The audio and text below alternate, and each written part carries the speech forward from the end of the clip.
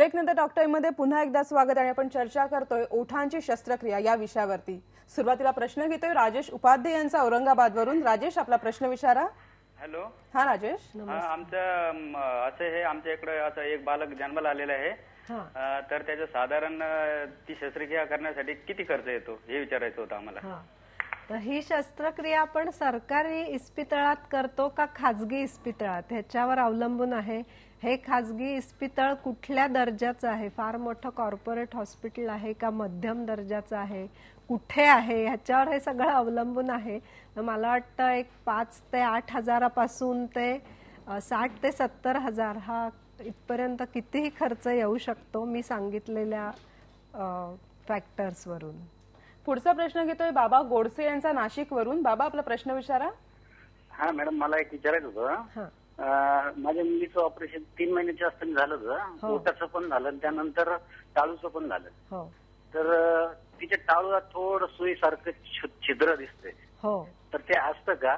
आणि दुसरं असं विचारायचं होतं का तिच्या बोलण्यामध्ये नचा प्रकार जास्त येतो, म्हणजे थोडं कुणी, तर ते वाढत्या वयात ते बरं होईल का विचारायचं होतं। तर ऍक्च्युअली जे टाळूचं ऑपरेशन असतं ते करायला अवघड असतं आणि सुईसारखं म्हणजे अगदी बारीक छिद्र आहे, तर त्याला कदाचित म्हणजे नाईलाज असेल सर्जनचा। आम्ही प्रयत्न असाच करतो की शक्यतो काहीही राहू नये, तर त्या छिद्रामधून काही पाणी वगैरे बाहेर येतं का हे आपल्याला बघायला लागेल आणि त्याप्रमाणे त्याची ट्रीटमेंट करायची गरज आहे की नाही ते बघायला लागेल।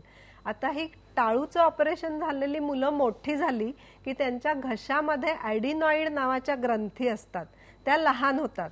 आता ऑपरेशन झालेलं टाळू हे पुरेसं लांब झालंय की नाही त्याच्यावरून मग आवाज नाकात येईल की नाही हे ठरतं आणि अशा वेळी क्वचित एखाद वेळी दुसरी शस्त्रक्रिया करून घशाचा आकार लहान करायला लागू शकतो, त्याला पॅलेटोप्लास्टी असं म्हणतात। तर कदाचित ती शस्त्रक्रिया तुमच्या मुलीला लागण्याची शक्यता आहे असं दिसतंय।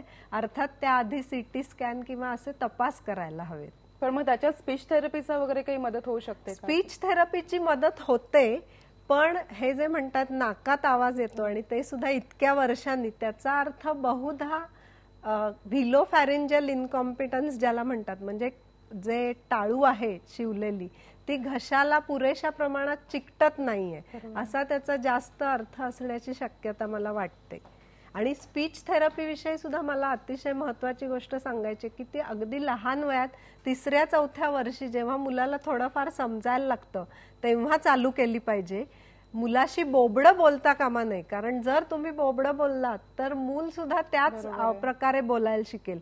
इतर मुलं बोबडं बोलण्यावर सहजपणाने मात करतात, पण क्लेफ्ट लिप आणि पॅलेटच्या मुलांना ह्याच्यावर मात करणं अवघड जातं।